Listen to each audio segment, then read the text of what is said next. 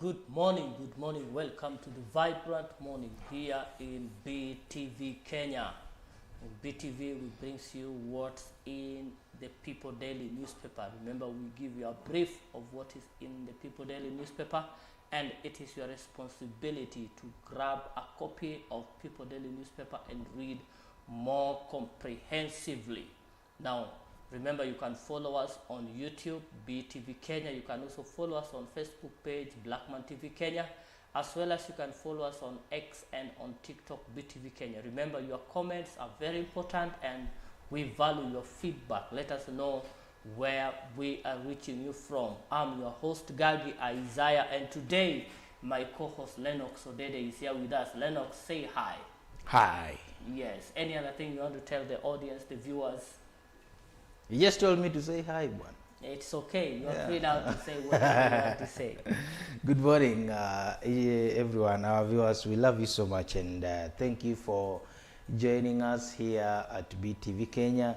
And here is where we bring you the newspaper review, but specifically, we bring you how do we call it? People Daily, People Daily newspaper. Yes.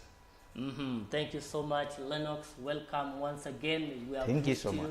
You've been in the field running up and down, but welcome again today. Yeah. You have to make a decision today. Are you going to speak in English or Swahili so that I may know which part to work in? I'll speak in Swahili. Swahili. Okay. Yeah. He has decided that today is going to speak in Swahili. We know that is his stronghold. Now, moving on to what we are having for you in the People Daily newspaper, let us go into the cover page. But before we get into that, allow me to give Lennox Odede opportunity to tell us what's happening in the county of Migori. Whatever is happening in the county of Migori, there's nothing much. But on Friday, we are expecting a lot of dignitaries. There are two main functions that are expected to take place. The first one is by the senator of the county, Eddie Okech, who is expected to have visitors who will assist him in launching the Suna West Boda Boda Circle. Again, the Speaker of the County of Migori, Christopher Usana, will be having a Thanksgiving ceremony on the same Friday. And we expect a lot of people. Tunamtarajia Governor wa kaunti ya Homa Bay ambaye pia ni mwenyekiti wa chama cha ODM Gladys Wanga kuhudhuria sherehe kama hizo. Na pia wakazi wa Isebania wanalilia takataka ambazo zimejaa katika soko ama eneo la Isebania, na wanasema kwamba takataka hizo zinawasumbua kwa sababu kuna uvundo, na pia kuna ng'ombe ambao wanaenda pale wanakula, kuna mbwa ambao wanafika pale, alafu kuna nzi wengi. Sasa wanahofia maisha yao kwa sababu kuna baadhi ya magonjwa ambayo yanatokana na swala nzima la eneo chafu. Sasa waziri anayesimamia masuala ya mazingira na how do we call, tunahitaje masuala ya dharura ama masuala ya dharura, Nyerere Julius ameweza kueleza kwamba tayari serikali ya kaunti ya Migori kupitia wizara ya mazingira imeanza michakato ya kuhakikisha kwamba takataka zile zimetolewa pale. Na nafikiria hayo tu kwa sasa siku ya leo. Okay, thank you so tutatarajia mengi ingine pia. Anaitwa Chief Officer anayesimamia maji katika kaunti ya Migori ametoa ilani na onyo kwa watu ambao wamepewa maji ama wamechukua maji kwa njia isiyofaa, kwamba watachukuliwa hatua. Wako na muda wa wiki 2 kuhakikisha kwamba kila mmoja amepata maji ama amepata huduma ya maji kupitia njia ambayo inafaa. Sasa kama ulipitia mlango wa nyuma ama kama unapata maji lakini haulipi kodi ya maji, basi wewe chuma chako kiko motoni. Hivyo basi tarajia mengi. Yeah, ama hatua itachukuliwa kwako. Yeah. Okay, thank you so much. I believe from the stories there are some two issues that we will deliberate and discuss more. Yeah. That is in terms of garbaging in Migori County, especially in Hispania, after we've done a brief of the newspaper review, and we'll also talk about the water supply and distribution in Migori, which of course has been met with a lot of challenges. So we're going to get into that and discuss much of that more comprehensively after we have given you what is in the newspaper. Now let us jump into what is in the newspaper, straight into the People Daily newspaper. Looking into the cover page. On the cover page we see state medical cover U-turn. That's the big story of the day. It says new regulations indicate that proposed scheme for public servants would be operated by funds appropriated by the National Treasury and those paid as medical allowances. Now that is in page 6. We'll give you a brief of what's in that story. At the same time, CS Chirchir in a knee-jerk reaction over JKA, Jomo Kenyatta International Airport extortion embarrassment. Yeah. That is in page 2. We'll give you that on News Bites. And also hapo juu how Kenyans have devised new ways of consuming weeds. Good. I don't know why you are so bad into that. No, I love that. Yeah. Ukurasa wa 3 tunakuja hapo. Okay, that is in page 3. We'll be looking into that. And also key issues at stake in Baku talks. That is COP19 climate change. We will also be giving you a brief of what is there. Allow me to get into page 2, where we see Kwale residents optimistic about the new medical facilities. Now, story by Shaban Omar. The construction of intensive care unit, renal units in Kinango Hospital in Kwale County has brought a wave of optimism among residents. The facility, which was launched last month by Kwale Governor Fatuma Achani, is expected to advance healthcare services in the region.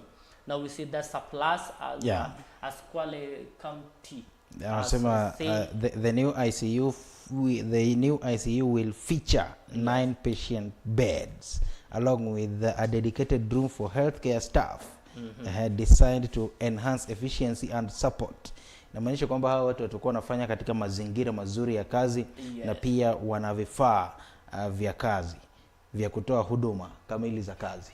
I think that's a plus to the Kwale governor. County and a plus to the governor, Fatuma Achani of Kwale County. That's a great work. Now moving on to the story, JKA extortion incident sparks official actions. Now the story say, a story by Alvin Mwangi, plan changes follow a complaint on social media by a visitor that she was mistreated. Now, that means that we should be very careful on matters with social media, what goes in social media. It has become a platform that many people use to communicate. Kuna kitu tunaita status. Kuna kitu tunaita status. Sasa kila unapopitia jambo fulani, umeshika simu yako, wanasema una update status. Sasa unajua lazima tuchukulie masuala kama haya, kwa sababu unajua siku hizi watu wengi wanafuatilia sana mitandao ya kijamii. Unajua nakumbuka kuna wakati ambapo nilikuwa naenda darasani nikiwa chuo kikuu. Alafu nilipofika penye nafaa kuchukua lifti, niliingia kwenye lifti, na wakati huo nilikuwa napenda sana kusoma hizi hadithi za WhatsApp. Nilikuwa katika kikundi fulani hapo, kilikuwa kinaitwa Fun and Stories. Sasa tukaingia kwenye lifti na kuna mhadhiri pia akaingia kwenye lifti. Mimi nikaendelea na shughuli zangu kwenye simu. Sasa huyu mhadhiri akaniuliza, kwani nyinyi vijana wa siku hizi hamwezi mkasalimia watu, mmeshinda tu kwa simu? And niliona alikuwa anazungumzia kwa ukweli. Unajua siku hizi hata kama umepanda gari, huwezi kumsalimia mwenye amekaa kando yako. Utapanda gari, ukae chini, utoe simu yako, uanze kuangalia mtandao wa kijamii. Utakaa tuseme hata kama umeenda kula kwenye hoteli ama wapi, utakaa chini, hauwezi ukasalimia wale wengine ambao umewapata pale. Utakaa chini, umetoa simu yako. Unaona?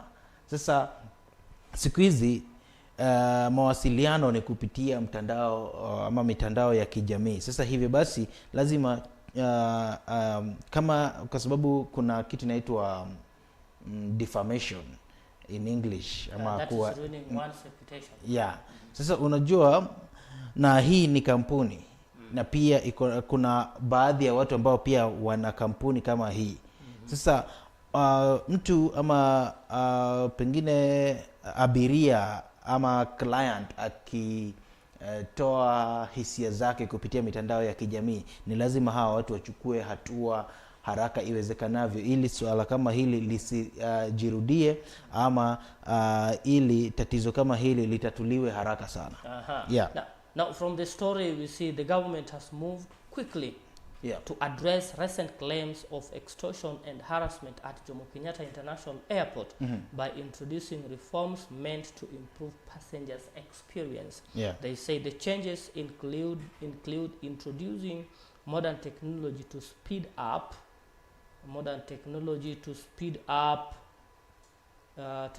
passengers processing, said the statement signed by the cabinet secretary, including Davis Chirchir of tourism. Na pia wanawania kupunguza what we call paperwork. Reducing paperwork. Na pia kuna swala limesikia hapo ukizungumzia inaitwa extortion. I think this is the worst. I think this is the worst. Kwa sababu unajua mtu extortion ni kama kulaghai mtu ama kuchukua kuchukua kitu kutoka kwake, lakini kwa lazima ama baada ya kumpea vitisho, mambo kama hayo. So that's I think a debate that we need to have on mannerism in our society today. We'll get to change and in our working environment. Discuss that in more comprehensively. Now, moving on to page 3. Twist in case a suspect confesses to gruesome killing of minor. Now, story by Winston Sheseremi. The case facing suspected serial killer Evans Wanjala, 36, took a new twist yesterday after he confessed in the High Court in Eldoret to have gruesome murder of a 10-year-old girl. Wanjala, who was to defend himself before Justice Ruben Nyakundi, shielded his defense and instead confessed to the heinous killing of the minor identified as Tessie Cheng. The minor had been defiled before being killed by the suspected serial killer. Wanjala said to be notorious offender facing sexual offense case filed in 2017 at Kajiado Law Court and 2 other similar cases filed in 2018 at Makindu Law Court. Now that's a story of Wanjala, who has been accused and who yesterday attended a High Court in Eldoret. Instead of defending himself, actually he came out and said he did the act. He killed the 10-year-old girl, but before killing the girl, he defiled the girl. That is what is there. Now he's pleading that the court will give him opportunity to help solve the issues with the parents of the murdered girl, that is Stacia Cheng. Na inasemekana hicho si kisa cha kwanza. Wanjala is accused of murdering 5 young girls aged between 10 and 15 years in 2021 in Moi Bridge Township in Uasin Gishu County. Cheng went missing on December 31st, 2019, and her body discovered in Soweto Estate in January 1st, 2020. So you can grab a copy and read much of that story more comprehensively. Now, the story that you really looked at so much. Study highlights increase in harmful cannabis-laced meals. That's very funny. Changes found new forms of administration considered hip of classy or camouflaged to evade smell detection. Yeah. Story by Zadok Angira. Unajua nakumbuka kuna siku Aha. kuna jamaa fulani alikamatwa na bangi. Na yule jamaa alipokamatwa na bangi, unajua alikuwa amechukua gunia akaweka kwenye mafuta ambayo alitumia kukaranga fulu. Unajua fulu? Sijui fulu uitwaje kwa Kiswahili. Ni hivyo tu.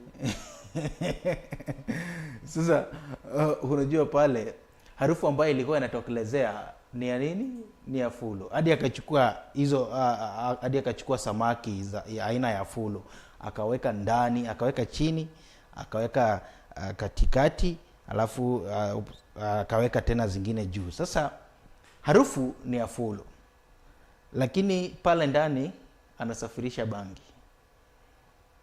Sasa siku hizi watu wako na njia mbadala ya kusafirisha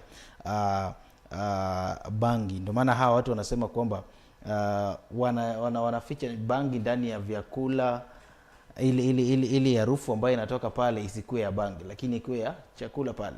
Lakini pia nafikiria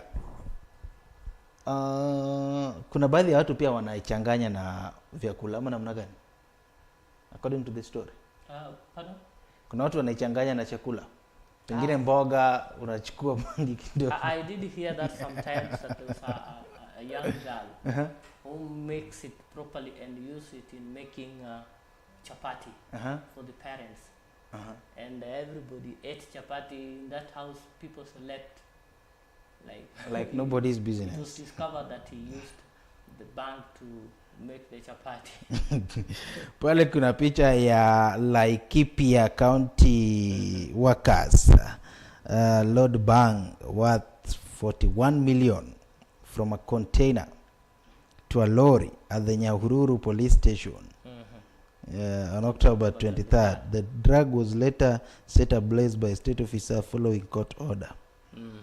Now, from the story, realize that there is an increased consumption of these waste cannabis-laced edibles, pretending profound dangers to public health and safety. If you read the story, you realize that these people have been kind of packing of cannabis in a way that the police officers are unable to detect. And from the study, realize that there's been increase in the consumption of this, and therefore this calls on the general public to be very, very careful and vigilant when it comes to consumption and when it comes to illegal drug abuse. Now moving on to there's a time here in Migori, kuna wakati hapa Migori bangi ilikuwa inashikwa kila wiki. Sasa hivi things have changed. Now let us move to page 4. State brings up laws to govern foreign funding. 2 amendment law seeks to regulate procurement and investments law. A story by Anthony Mwangi. A bill that seeks to open doors for wealthy individuals to own shares in companies investing in the country has been published. Now we see that the Public Procurement Asset Disposal Amendment Bill 2024 gives leeway to Kenyans to be shareholders in infrastructure mega projects being undertaken by the government.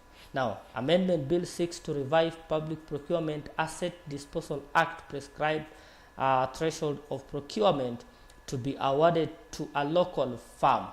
Now, you read that story, that bill that has been brought forward seeks to give a leeway. Like if there is a big tender that involves an investor from outside. Now the investors will only be awarded that tender if he incorporates Kenyans, the Kenyan citizen. I believe that's a that's a plus. Seeks to seek a lot. But again, you realize that to some extent it will have effects. Because we have so many briefcase companies in Kenya. What do you mean by briefcase companies? These are companies without official, without office where you can knock and find them. So people just have the companies, they have the registration documentation, but there's no office. There's no office. They work with the office. It is a locomotive office. They're locomotive office. And you see, this is going to pose a very big challenge because these investors, you never know, some may just use them for the sake. Mtu anaweza kutumia vibaya kwa sababu akigundua wewe hauna ofisi yako halisi, anaweza akakutumia vibaya na akuache hapo. Sasa but we hope the bill in totality seeks to give a notch higher, seems to give the Kenyans an opportunity to also have a share in this mega projects that is being undertaken in the Republic of Kenya. Now, moving on, we have also feel a story where Kisii leaders in unity bid to speak one voice. Story by Robert Ochoro. They said that Senator Richard Onyonka and West Mugirango lawmaker Steve Mogaka have launched campaign to unite and rally Gusii leaders under one umbrella ahead of next general election. The senator noted that the Gusii community was ready to produce next head of state, and it was necessary for the leaders to unite and speak in one voice. Now, you hear that? Now the Gusii leaders are coming together and they're saying, we are going to speak one voice. They're saying, we have grown enough. And this time around, we are going to produce a presidential candidate come 2027 elections. So what's your take on that? You know, right now, every community is planning ahead of the next general election. Kila jamii inajipanga kwa sababu hata juzi ilikuwa ni Jumapili ambapo kulikuwa na sherehe za kupeana shukran pale Ligisa Secondary School Homa Bay. Ambapo kuna baadhi ya viongozi walikuwa wanasema kwamba sisi kama chama hiki kile ambacho tunatarajia ni kuhakikisha kwamba baada ya uchaguzi ujao tutakuwa ndani ya serikali na tutakuwa tunapanga mambo yetu ndani ya serikali. Unanipata? Sasa hivi pia tunaona viongozi wa Kisii pia wameanza kuzungumzia masuala ya kuungana pamoja ili kuhakikisha kwamba wanaingia ndani ya serikali. Na unajua kuna kiongozi mmoja wa Kisii ambaye aliweza kuzungumza pale. Aliweza kusema kwamba sisi kama wanachama lazima tuhakikishe kwamba tunaingia pale ndani ya serikali. Inamaanisha kwamba kila jamii, kila chama sasa hivi imeanza kujipanga vizuri ili kuhakikisha kwamba baada ya uchaguzi ujao mwaka 2027 kila mtu atakuwa ndani ya serikali. Na hili si swala geni kwa sababu pindi tu baada ya uchaguzi tumekuwa tukiona viongozi wetu wakianza michakato ya kupiga kampeni, na hata hapa kaunti yetu ya Migori tumekuwa tukiwaona. Sasa si swala geni, lakini pia ni vizuri kuungana kwa sababu unajua mkiungana sauti zenyu kusikika inakuwa ni rahisi, lakini mkitengana jinsi tumekuwa tukiona hasa katika kaunti ya Kisii kumekuwa na vurugu vya hapa na pale, hasa katika si kaunti ya Nyamira lakini kaunti ya Kisii ambapo kuna huyu mbunge wa South Mugirango anaitwa Silvana Sosoro pamoja na governor wa kaunti ya Kisii Simba Arati wamekuwa kuna mambo ambayo yamekuwa yakiendelea kati yao ambayo hayapendi. Sasa wakiamua kuungana kama kaunti ya Kisii kisha baadaye waungane kama jamii ya Kisii, hiyo ni Kisii County na Nyamira County, na tunafikiria sauti zao zitasikika. Na pia pengine wataingia kwenye serikali wakijipanga vizuri. By Kisii County. And also moving into Nakuru, where we find Nakuru MCS accused governor of undermining their role. A story by Bernard Waweru. A row is simmering between Nakuru governor Susan Kihika and a section of county assembly members over the management of the devolved unit. The MCA accused the governor of working with a section of their members to undermine the operations of the assembly. Now we see that that's a story from Nakuru, where a section of members of county assembly, Nakuru County Assembly, are out and they're saying the governor Kihika is undermining their function. They said this as they support their statement. They say in the recent governor picked just a number of MCS and took them to a trip to Mombasa, and they believe that is that's not a way to work, and they're now saying that the governor is undermining their role as members of the county assembly. Now let us move on to page 5. Kindiki replaces Gachagua in UDA line-up. Now Ruto completes Rigathi route with replacement of a new deputy as deputy within the party. A story by Samuel Kariuki and Mercy Mwai. Now, in totality, the story is all about Kindiki taking the position of assistant chair party leader UDA. And that was a position which was previously occupied by the impeached deputy president, Rigathi Gachagua. So, in all aspects, we see that Gachagua is now out, locked out completely. And Kindiki has taken all the positions that was there for Rigathi Gachagua. Now the story says the ruling United Democratic Alliance Party yesterday brought on board Deputy President Kithure Kindiki as the deputy party leader following the impeachment of the predecessor Rigathi Gachagua last month. The National Executive Committee, NEC, announced the changes yesterday, effectively kicking out Gachagua as the deputy party leader following his impeachment by the two houses of the parliament. No wonder we see Gachagua is really crying and still throwing some jabs. I'm waiting for you to say something. You know, I have always been feeling for Gachagua, and I'm still feeling for him up to date. I really feel for that man. That's the reality. Okay. I really feel for that man. I'm very sorry, my dear viewers. My co-host really feels for Deputy Gachagua. I really feel. Ready. Imagine you respond to the story which is okay. Mzee wa boma. Alafu unaambiwa kwamba boma hili sasa si lako, toka na uende. Huko mali tulitoka kitabu. Yeah, bado unaambiwa kwamba bado sasa hivi bado unaambiwa kwamba hata hili boma lingine si lako. But you see, there is no way he can be that's the reality. He can't. Leader because he was impeached. Being impeached politically means his political career is doomed. Is over. Yes, so there is no way he can still be in that office while there's no input he can bring in the party. Watch Alime. But I feel for him. That's the reality. Okay, everybody's entitled to their own opinion. That's okay. Now, Bomet politicians now want Governor Barchok arraigned over alleged fraud. That is in Bomet. Story by Massimo. 6 lawmakers from Bomet County now want Governor Hilary Barchok charged over alleged corruption and misappropriation of funds in the county.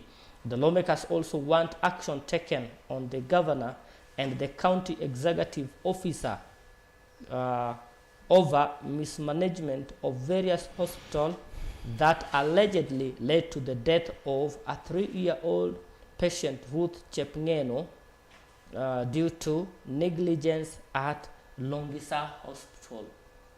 Now we see a section of MPs now want that Bomet governor be taken to court and be answerable for what is there. I think this is calling on... I think they should just go to court, then ili Barchok aweze kupewa ilani ya kufika mahakamani, aweze kujibu mashtaka. I love the way they are doing it. They are following the proper channel that needs to be done. Now moving on to page 6, fierce state will raid payslip for yet another medical scheme. Now proposed comprehensive insurance cover for civil servants and others will replace one discontinued when shift was created. Story by People Daily reporter. He said the government has finally given in to the pressure to reinstate a discontinued comprehensive medical insurance scheme for civil servants and public officers. The scheme will now run alongside Social Health Insurance Fund shift, sparking a mixed reaction from civil servants amid fears that more money will be deducted from their payslip.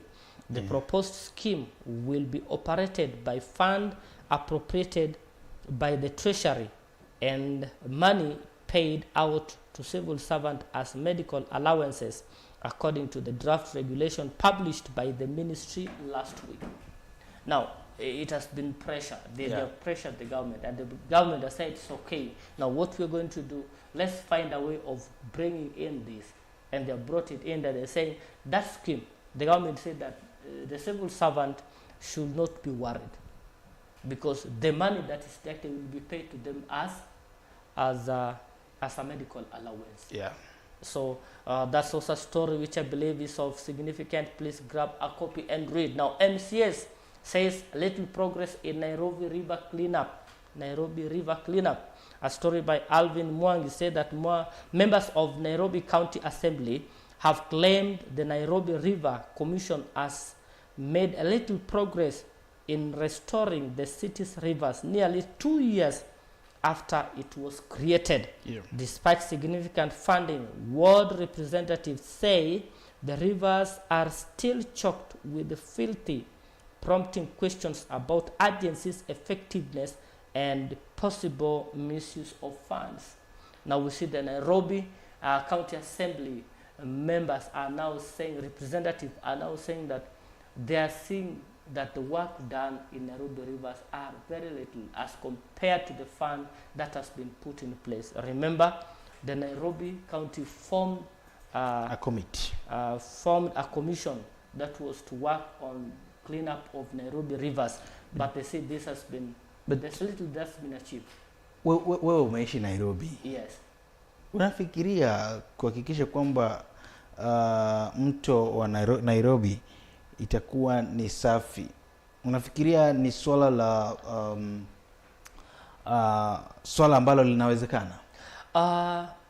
Yes, it is possible, though when given a totally different approach, and the different approach I'm talking about is empowering the communities first.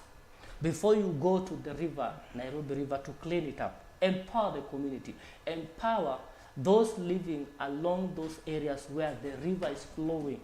Because you find that these people, each and every day, Nairobi, the dumping site in Nairobi, already is full. And because people are not taught on how to manage their wastes. So you find that most people dump their waste. So today you come, you clean, tomorrow it is dumped. It means that the Nairobi County government should come up with a strategy that will help the residents of Nairobi, that train them on how to dispose their waste properly. If that is done, then cleaning Nairobi River will be effective. But going outside there, cleaning it manually, it is not going to bear. Yeah, inamaanisha kwamba kile ambacho kinafanyika, ile kamati ambayo ilibuniwa na Rais William Ruto ama the commission, kile ambacho wanafanya, kwa sababu ukiangalia ile commission ni watu ambao wako na pesa zao, ni watu ambao wanajulikana sana katika serikali, ni watu ambao ni mtu ambaye ukimwangalia hawezi akafika pale aanze michakato ya kusafisha mto. Sasa nafikiria nakubaliana na wewe kwamba serikali ihakikishe kwamba wale watu ambao wanaishi karibu na huo mto wapewe nafasi ya kuhakikisha kwamba huo mto unasafishwa, kwa sababu watu wengi Nairobi ni watu ambao wanahitaji pesa. Sasa ukimpea mtu pesa na umwambie kwamba tunataka ufanye hivi na hivi na hivi, itakuwa ni vizuri. Kwanza wewe unafaa kuwa moja ya au ma commissioners.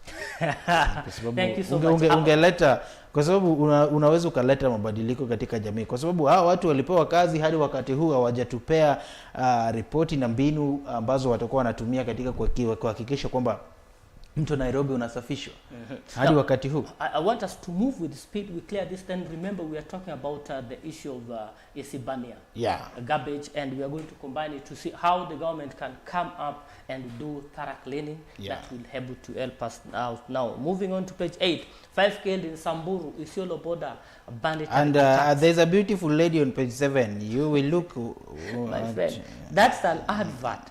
No, it is, but I'm just saying there's a beautiful lady. So if you love beautiful ladies, and live in Nairobi.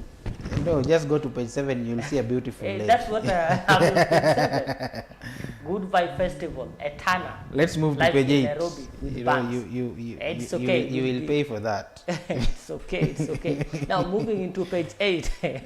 5 killed in Samburu, Isiolo border banditry attack, story by Zadok Angira. At least 5 people, including 2 banditaries, were shot dead, while over 8 others injured in separate incident involving cattle rustler and security officers over the weekend in Samburu and Isiolo counties. Among injured are police officers who also lost his G3 rifle, and a reservist, with the report indicating that there is increased use of terrorism like violence and use of modern weaponry during the raid. Now, just we did see not long, I think 2 to 3 days ago, when the now Deputy President Kithure Kindiki said that he had been dealing with this and they have achieved. But now we see over the weekend banditry attack Isiolo and Samburu and people are killed. And we see also a report here. Kaimu waziri wa masuala ya usalama wa ndani anaitwa nani huyu? Musalia Mudavadi. Achukue notes kutoka kwa Kithure Kindiki, kwa sababu tatizo hilo tuko nalo hata hapa kaunti ya Migori, katika maeneo ya Angata Baragoi, naitwa Angata Baragoi, maeneo ya Guitembe. Kuna tatizo hilo ambapo unakumbuka kwamba mtoto mdogo mwenye umri wa miaka, alikuwa kwenye grade 6 I think nikifikiria, aliweza kuuawa kinyama. Sasa mtoto ambaye hana hatia, mtoto ambaye hana silaha, mbona uweze kumuua kwa sababu hutaki ama uko na tofauti na jamii ambayo yeye hutoka? Sasa masuala kama haya lazima tuweze kuyaangazia kwa undani ili tuweze kuhakikisha kwamba watu wanaishi kwa amani. Kenya tulishapata uhuru wa kuenda kila mahali. Sasa hivi nikitoka niende Kisii na nizungumze lugha yangu, watu wa Kisii watanikaribisha. Sasa hivi nikitoka hapa niende Kakamega nizungumze lugha yangu, watu wa Kakamega, watu wa Busia watanikaribisha kwa lugha. Lakini kuna sehemu zingine ukitoka uende pale, kwa mfano hapo Angata Baragoi, ukivuka uende ngambo hiyo nyingine, utakuwa unaulizwa wewe ni nani, unatoka wapi, unataka nini hapa? Na kama hautakuwa unatoka katika jamii hiyo, maisha yako yatakuwa yameisha. Na utoke ule upande mwingine ukuje upande mwingine, bado utaulizwa maswali kama haya, wewe ni nani, unataka nini, na umetoka wapi? I think it boils back on what I said about when we were talking about the Nairobi River. People need to be empowered. People need to be sensitized. You know, most of the time we seems to override. We seem to think such things cannot happen. Well, in real sense, they happen. They exist with us. So the best thing the government should do is to sit people down. You know, human beings understand when they are seated down, when they are talked to, when they are given the right tool. The right tool is they are empowered. Then they'll be able to coexist easily. And then dialogue is embraced. You know, because hata kama kuna vita, lakini vita hivi huisha baada ya mazungumzo. It is possible. It is possible. Now let us move on to what to expect from COP29 climate talks that kicks off in Baku. At the Copenhagen COP talks in 2009, developed countries committed to to collectively provide $100 million a year.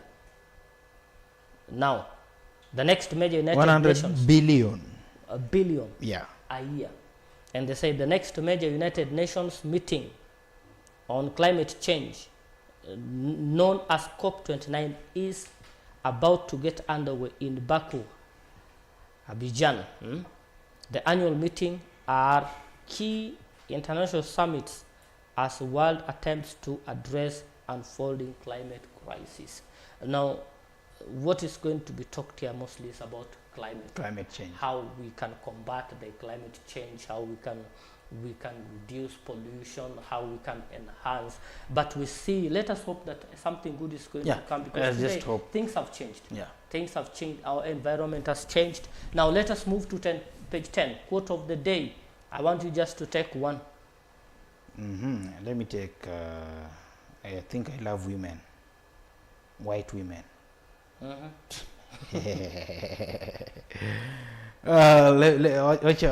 Wacha nisome hii ya Jinsu. Wacha niende China leo. Global North countries must stand firm for the people and the planet to stop their own fossil fuel production, which they are disproportionate.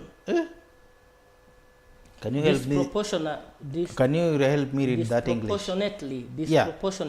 Disproportionately responsible for. I think anasema ukweli. Yes, that is totally true. Now, one unnominated Senator Esther Okenyuri, the late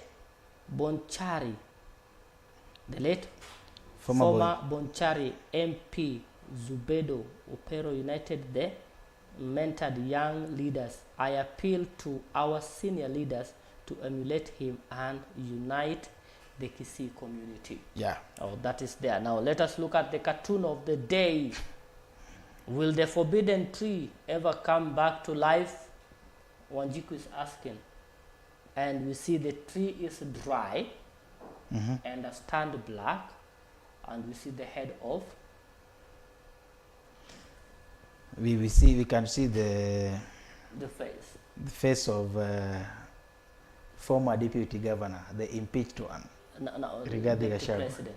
Now the question is, will he ever come back to life? This one, wale watu ambao wamefanya fasihi na literature, they can explain why the tree is black.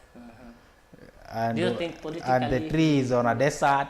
Politically, do you think he will, Gachagua will be back? I don't think so, because if you look at, ukiangalia picha hii ama hii katuni, mti huu uko kwenye jangwa. Inamaanisha kwamba kwenye jangwa hakuna mvua. Pili, mti huu umekauka. Na si tu kukauka, umekauka ukakuwa nyeusi. Na hapa hakuna mvua. Inamaanisha kwamba matumaini ya mti huu kuchipuka tena ni ngumu. Ndio maana Wanjiku pale naona amefunga leso yenye iko na bendera ya Kenya. Wewe anaitwa Wanjiku. Thought of the day, he who knows how to flatter also knows how to slander. Napoleon Bonaparte. If you know how to flatter, you also know how to slander. Think of that. I don't understand the meaning of slandering. Slandering? You know how to slander? I know the meaning of flattering. Slandering. You are just before we began, as we were beginning, talked about defamation. Defamation is when somebody ruins your reputation, written. Now slander is now when you talk ill about somebody, the spoken words. You just speak to defend somebody. That is called slander, because it cannot be retrieved. Yes, sometimes you have to go to class. Thank you so much. Sometimes you have to go to class. I'm telling the producer to go to class. I'm also telling. No, it doesn't. Arsenal fan. You know, if you are trained in this our field of journalism, you have to understand number one, what defamation is, Yeah. what slander is, Good. what plagiarism Good. is, and all that. So And plagiarism that is where the I came worst. to learn all that. Okay, moving on. Yeah. Exam officials among those held for cheating. And now we see the arrest is the latest in efforts by multi-agency teams to eradicate fraud.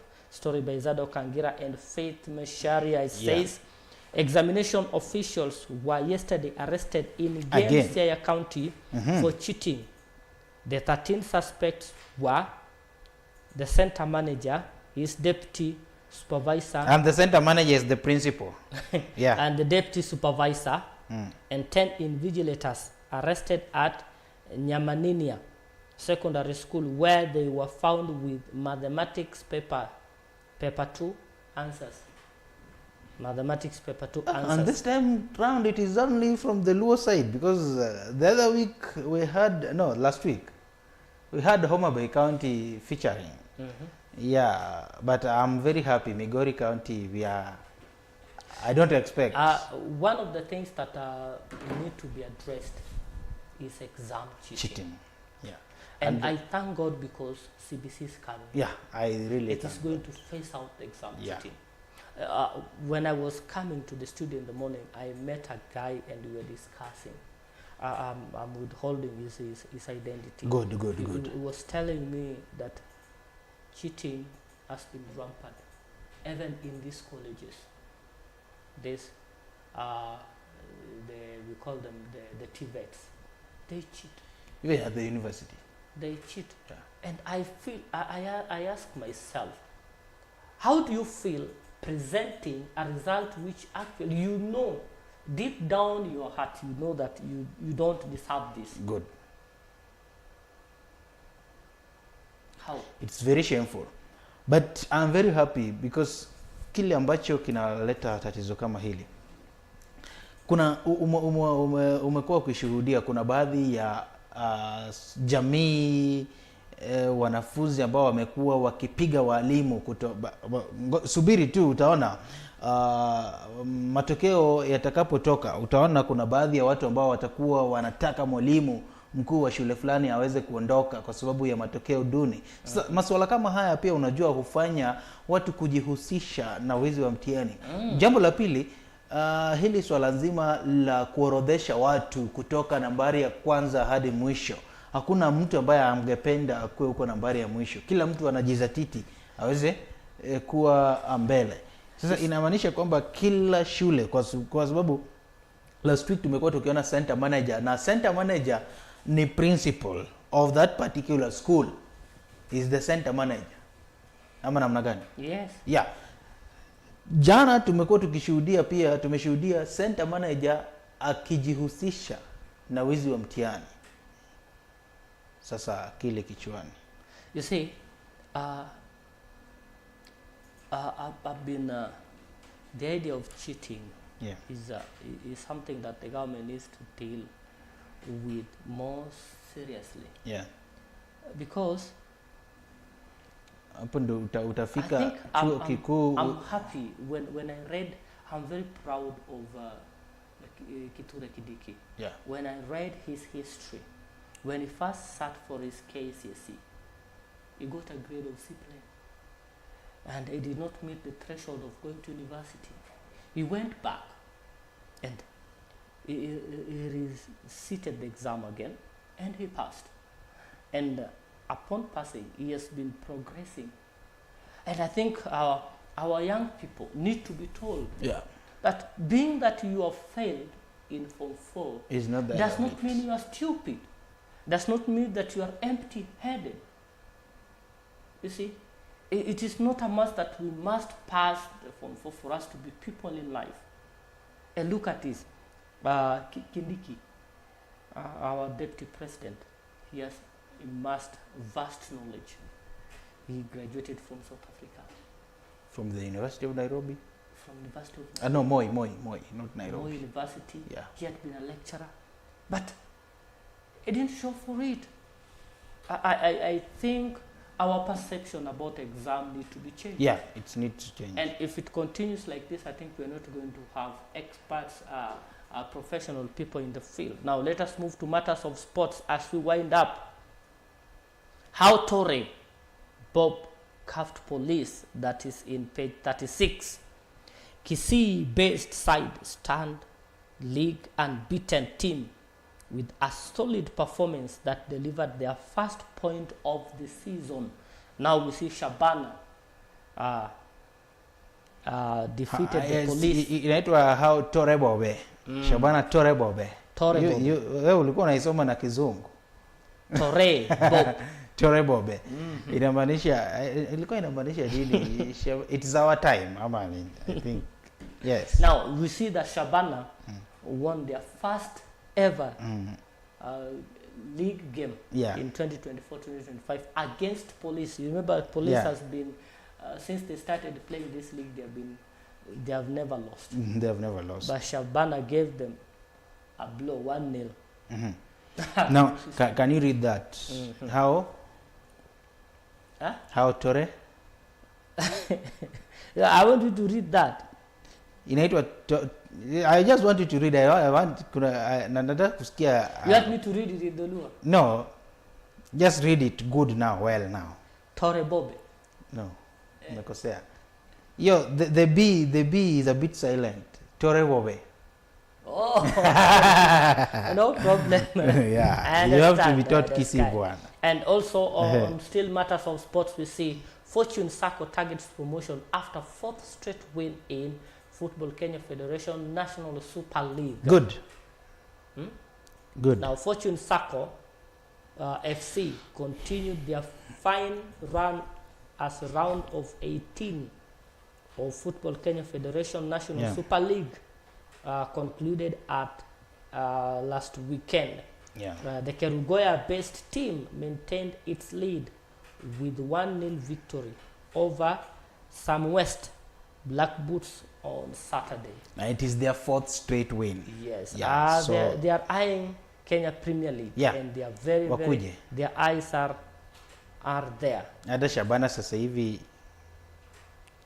And we see Gakure steals the spotlight in 2024 captain Sisamugo. Now you can also read that. Now home goal for Patrick Gakure was all smile after claiming 2024 captain Sisamugo prize at Kiambu Golf Club in a 9-hole layout at the weekend. That's also there. And also moving, now we see Stars camps in Polokwane. In South Africa. I love Zimbabwe. I think I love the name. We say that Kenya arrives in South Africa ready to fight for a ticket to 2025 AFCON in Morocco in back-to-back qualifier against Zimbabwe and Namibia. Now let us wish our team the best of luck so that we can also be proud of them. That is very important. Now, I need to take on this one. This is very important. Women's compete. Team leaves mark at World Cup in Colombia. Now, a story by Shadrach Andega. Yes, these are women who plays with one leg. We call them Paralympians. Paralympians. So they are living with the disability, but they are not disabled. Because they are able to play good football, they are able to earn a living using their talent, and it is very good because it is one of the best sports. You can enjoy them. Moving into page 38, Frankfurt overpowers Taggart in 5-goal Bundesliga thriller. You can also read that, but also we have the table there. The table is changing. Before you move to the table, Barcelona was beaten. It is okay. Leaders Barcelona stand. Good. Hey. Now you can move to the table. And first Real Sociedad beats Barcelona. Real and Atletico Madrid both win. And you can see there it was a game what? It's a game what? Now move to the table. You can see the table. How is the table? The table we see English Premier League standing tall. Liverpool with 28 points. Man City Good. with 23. Chelsea with 19. Good. Arsenal with 19. Stop there. Nottingham Forest 19. Stop there. Brighton 19. Okay, move to Fulham number 14. 18. And we see Newcastle. I'm looking for Manchester United. Manchester United is 15 points. Manchester United is number 13. Yeah, it is number with 13. 15 points. With 15 points. Yeah. Good. At least we tried. No. There are some small teams here. I know we have woken up. But still we see Spanish La Liga. Barcelona still tops Real Madrid, followed by Atletico Madrid and Villarreal Osasuna. Atletico Bilbao. Valencia is and also in Germany we have Bayern Munich, Leipzig, Frankfurt, Leverkusen, Bayern and Freiburg. And moving into Serie A, we have Napoli, Atalanta, Fiorentina, Inter Milan, Lazio, Juventus. Position 5. 6. Yeah. Then French League 1, we have Monaco, Marseille, Lille, Lyon, Nice, PSG match happy. and Reims. PSG is number 1. PSG, yes. Yeah. Sour, sorry for that. Meet Faisal Al Hussein, the Jordan Prince, vying with Sporting Royalty for IOC top seat. Good. You got to read that also. Trump, IOC clash loom over transgender ban, Putin voices. And also Pakistan breaks 22-year drought with first OD series win in Australia. For the lovers of football, it is a done deal. Yeah. Ruben Amorim officially takes over as head of Manchester United. Does he have a visa? What will the next 2 weeks hold for the tactician? Now, this Portuguese man is bringing a twist in football. You know, he played with Cristiano in the same team, and now he's So are you trying United. to say that kwa sababu alicheza na Cristiano Ronaldo inamfanya akuwe kocha mzuri sana? I know his story is very rich. His story is very rich. Okay, let's hope for the best for the how do you call it? Embattled Manchester United.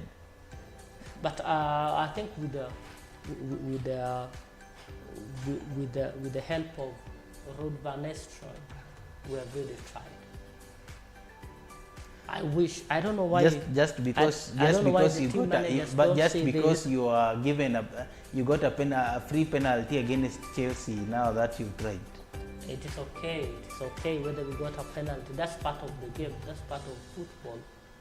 That's part of football. But we hope for the best. I pray for Manchester. Sasa sisi tunawaombea lakini bounce back. Yes. United is going to bounce back. My dear viewers, thank you so much for keeping tuned to BTV.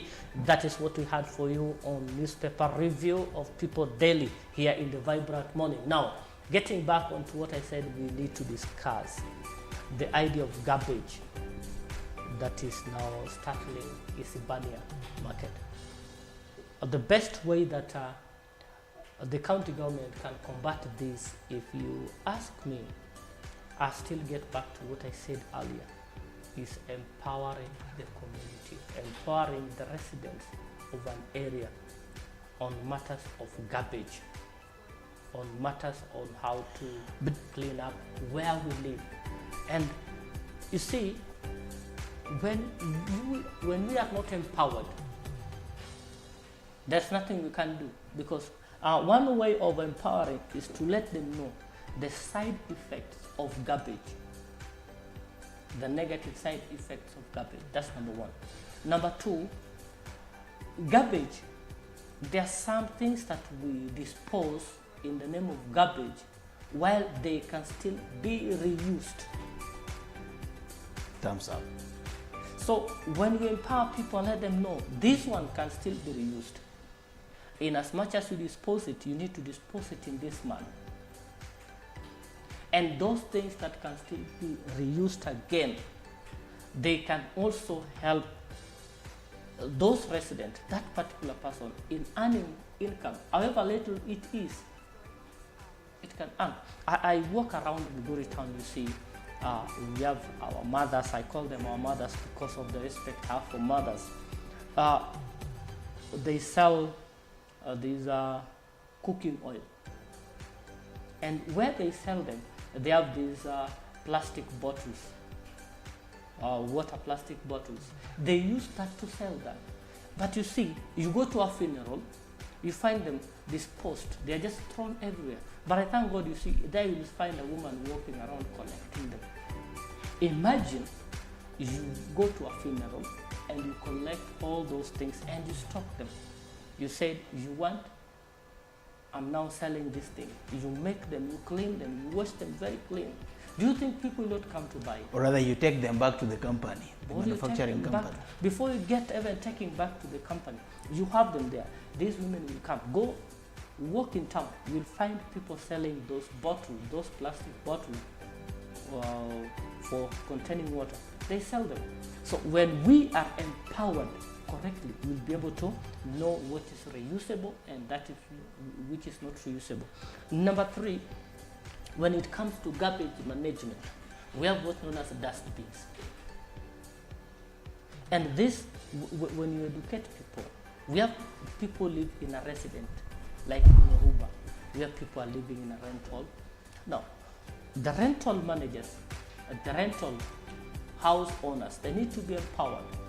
They need to be told, in this your rental, please make sure that you have a garbage collection disposal where you distinct, you separate them. Say this one is for putting these things which cannot be reused. This one is for putting this garbage that can be reused. Like we have some that can be reused positively and they can impact the environment positively, like the waste from food that we eat. They can be used as compost manure. If they are properly managed, they can be taken back to the garden. They can be reused in a positive way. We have things like pampers that are used by children. They can be also placed separately. So this calls for work that involves both the county government, the rental owners, and also the individual. When we are empowered, I think the idea of waste and the garbage disturbance in the county will be done. It will be a thing of the past. Yeah, it will so be a thing I of think the the past. county government of Migori, through the Ministry of Environment and Disaster Management, Kazi Kwenyu. I think that will really help. Thank you so much, my dear viewers, for keeping tuned to BTV. That's what we had for you for today, Tuesday, the 12th of the month of November. Festive season is here with us. And please, outside there. Very soon, those songs will be on air. Will be on air. Mm-hmm. We wish you a Merry Christmas. I never knew you were a singer. But we have to. I don't want to tell you that I don't have to, but I'm a good tenor singer. Okay. Yeah, tenor, especially tenor solo. It took me so far while I was in high school, by the way, and that is it. I'm a good singer. Yes. Yeah. But I don't sing in Adventist choir. Yeah, you know, once mtu akisikia wewe ni mtu wa tena. Please don't go there. Don't sing in Advent. Yeah. Okay. Bye. Now we have some of our viewers. Thank you for Mboya Junior. Mboya Junior saying he needs to be invited to come for the interview. You are more than invited. You are more than invited. Mboya Junior, you are more than invited. Yes. Welcome. We'll invite you. Just what you do. Just how can he reach us? He has reached us. No. You know, he can't share his number publicly. Yeah. Don't worry, we know how to reach you. Okay, so. Thank you so much, my dear viewers. Thank you so much, Lennox, for being with us here today. It has been wonderful. Yeah. Yes. And I love it when I'm here. Yeah, but we miss you when you are here. I love it when I'm here. At least, you know, we get to like the way you've tackled the Nairobi River issue. I've loved it. Thank you. Yeah, you need to be there. But you need to assist us in cleaning the Migori River. Yeah. Thank you so much. And all that I attribute to one known as Mr. Hosea Michuli. He taught me well on matters of garbage collection and that is environment. What he does. Good. Thank you so much, my dear viewers. Keep tuned to BTV. See you tomorrow. Have a wonderful evening. We see you in the evening. Remember, Burudani Extra is coming, and also in the evening we have news. And today, I pray Odede is going to take on it. Thank you, my dear viewers.